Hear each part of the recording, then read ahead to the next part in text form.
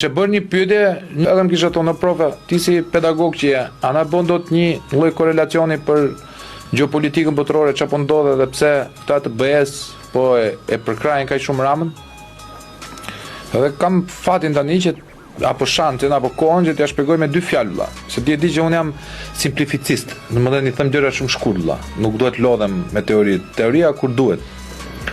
Stabilokracia, dashur miq. Në kohë lufte qëndrojnë regjimet ekzistuese. Europa është mobilizuar për luftë, se kanë 100 vjet që është paqja.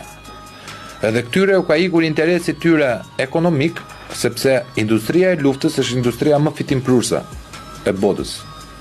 Po ta mbani mend, problemi midis Rusisë dhe Ukrainës ka lindur në momentin që Ukraina ka zbrazur të gjithë depot e vet të armëve duke marrë armatim europian.